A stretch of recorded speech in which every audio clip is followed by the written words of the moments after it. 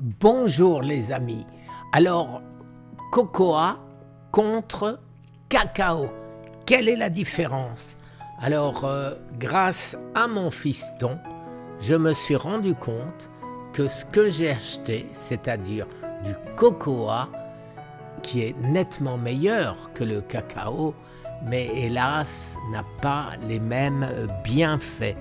Alors j'avais fait attention, comme d'habitude, vous savez, à ce qu'il y a dedans.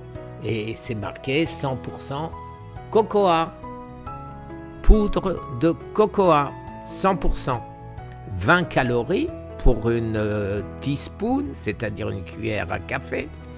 Et il n'y a que 2 grammes de carbohydrates. Donc j'étais très content. Alors bien évidemment, je ne suis pas en train de vous faire une pub ici, mais j'ai trouvé cet article en français qui explique bien la différence entre cacao et cocoa, tout ce que vous devez savoir.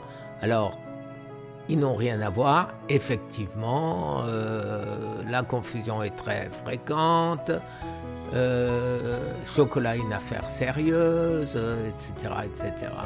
Le dessous du chocolat. Bon, le chocolat, le cacao et le cocoa proviennent de la même plante appelée Theobroma cacao. Afin de se transformer en tablette, suit plusieurs étapes de fabrication, etc., etc. Mais la différence essentielle, le cocoa, les amis, c'est une poudre, mais elle a été hautement traitée à haute température, ce qui fait que c'est meilleur. Ça a vraiment le goût de chocolat, contrairement au cocoa qui est au cacao, pardon, qui est amer. Mais par contre, bien sûr,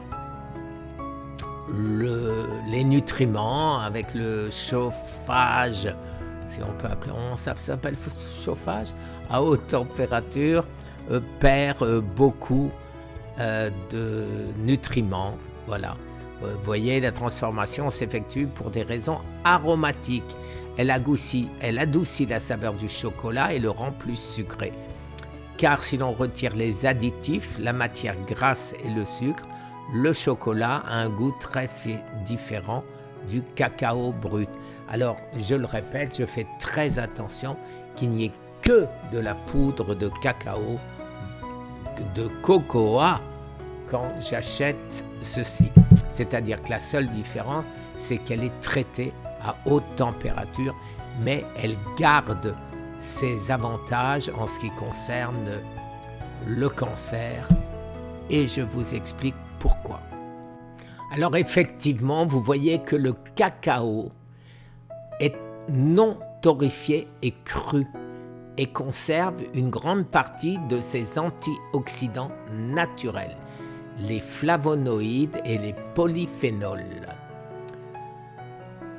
Or, le cocoa, lui, donc a été traité par torréfaction à haute température. Voilà, c'est pas le chauffage, c'est la torréfaction. Ce qui peut réduire la teneur en antioxydants. Cependant, même après traitement, le cocoa peut conserver une certaine quantité de flavonoïdes bénéfiques. Les recherches sur le cocoa confondu, c'est ce que j'ai fait avec cacao, montrent des effets similaires, mais potentiellement moins prononcés que le cacao cru. Alors en fait, il vaut mieux acheter du cacao, rajouter un peu de cannelle pour adoucir le goût. Cannelle qui elle aussi, a un effet antioxydant contre le cancer. Donc, c'est mieux. Maintenant, si vous privilégiez le goût, eh ben, c'est sûr que le cocoa est nettement meilleur. Merci les amis. Je vous souhaite une excellente journée. Au revoir.